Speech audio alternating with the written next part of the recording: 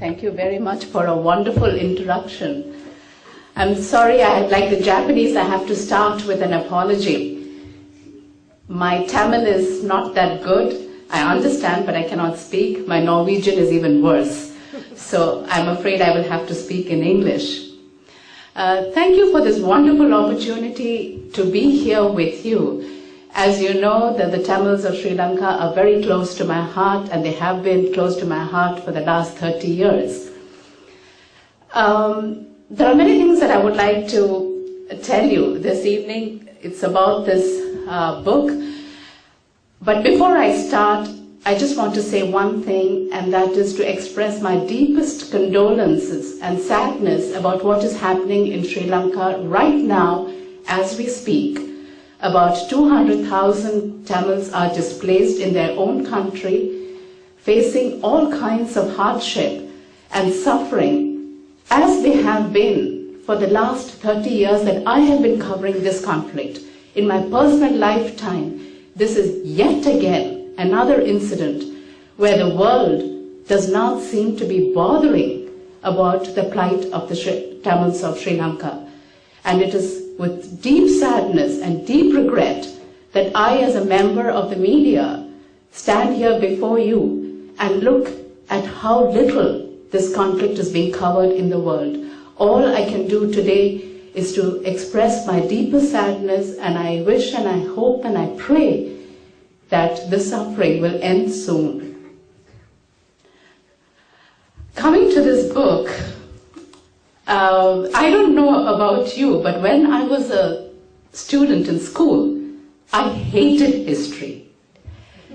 It was all about mad kings going into wars all the time. And there were one date after another date to study by heart, and you had to remember it. And I couldn't see what was the point of the first battle of Panipat was fought in 1526, and the second battle of Panipat was fought in 1556, and so on and so forth. Who cares? How does it matter to my life today? This was the way history was taught to us. And today, when I am almost 50 years old myself, I realize that history is one of the most important subjects. And why is that? Because we cannot understand our present if we do not know our past. And if we do not understand our present, how on earth are we going to plan for the future? History is what teaches us. And the second thing that I would say about history is that all politicians must be forced to study history before they take politics and before they join the government. The reason this cliche exists that history repeats itself is because politicians have never learned either history or the lessons from history, and therefore they are doomed to repeat the mistakes again and again. And the tragedy is that we, the ordinary civilians, suffer because our politicians don't know their history. Coming to this book, I was in Svalbard actually when the book arrived, and I've just returned from Svalbard about 3 days ago. This is the northernmost inhabited part of the world. I was on an Arctic study tour. So I have to confess that I haven't read the book fully, but like all journalists, that doesn't stop me from talking about it. I would say, before I say a few words about the book, I want to just say a few words in introduction about myself. I know I was given a very generous introduction over here, and it's true that I have covered Sri Lankan Tamil history from 1981. Actually, perhaps I was just 21 years old at that time, but what happened was I was a reporter already in Madras. It was called Madras, now of course it's Chennai.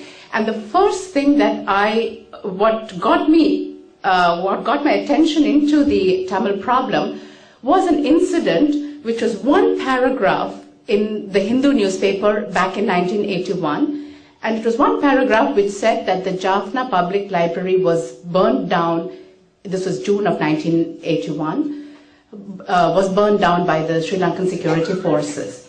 That's all. There was just this one paragraph, and I didn't know anything about Sri Lanka or the Tamils, nothing. I was a young reporter myself, doing all kinds of situations and covering all kinds of riots and violence and all that, but only in India. When I saw this item, I was shocked. I was shocked because, first of all, there was only one paragraph and it didn't give any explanation as to why this had happened.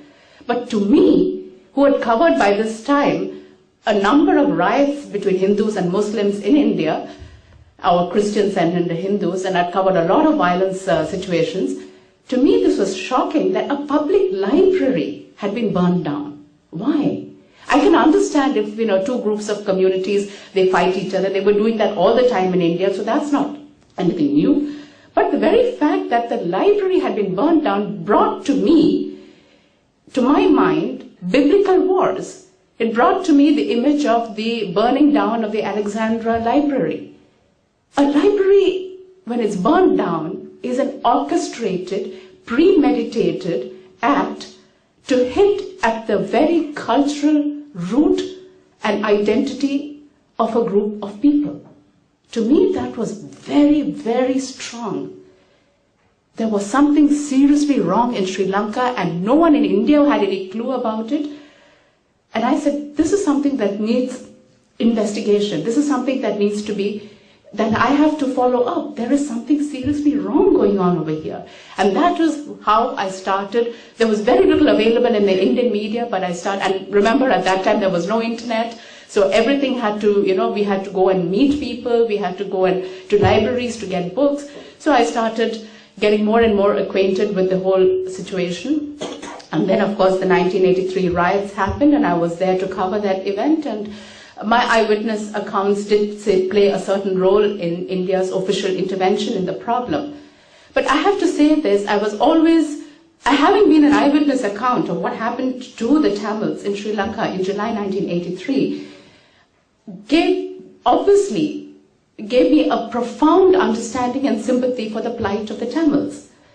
But at the same time, being a journalist, it is absolutely vital for me to keep talking to the Sri Lankan leaders, to talk to the Indian leaders. It is very, very important for a journalist to be seen as neutral, because that is the only way that a journalist can have credibility. You have to talk to everybody else. You cannot be identified as just being one person's spokesperson or one community spokesperson. And I always take pride in the fact that at the height, one of the worst times in Sri Lankan history was between 1987 and 1990, when the IPKF was there, because Sri Lanka was coming apart. You had the Tigers fighting the IPKF in the north, and large numbers of Tamil civilians being killed in the north, and the large number of Sinhalese civilians being killed in the south because of the JVP insurrection. It was a time of terrible blood and violence in Sri Lanka. And I felt at that time that I was able to meet all the people in the conflict. I was able to meet Prabhakaran, I was able to meet Rajiv Gandhi, I was able to meet Jayawardene, and I always valued this fact that everybody, even though everybody knew that I was sympathetic to the Tamil cause, it did not stop me from meeting the other people, from trying to explain this problem in its entirety, in its complexity. And that neutrality is something that I really value. It is that neutrality that gives me credibility. So I do look upon everything as a journalist. And as a journalist, it is very important to be skeptical, to apply scrutiny always, never to accept anything at face value. So when I get this book, I look at this book and it says Tamil in Sri Lanka, a comprehensive history, 300 BC to 2000 AD. And my first reaction is, wonderful. This is so needed. This is one of the most important things that is needed for the Tamils of Sri Lanka, for Sri Lanka. Why? Because as you know, history is so controversial in Sri Lanka. One of the first things that I came face to face when I went into Colombo to report was this whole thing about the history of the Tamils in Sri Lanka and then the Sinhalese in Sri Lanka. Who came first? The Sinhalese said they came first, the Tamils said they came first. It was like the chicken and egg problem, who came first? And I had no idea, because I'm not a historian. I'm a journalist. I don't have the expertise to know what is the reality. And from what the Tamils were saying, from what the Sinhalese were saying, to me it seemed like it was so much of legend and myth.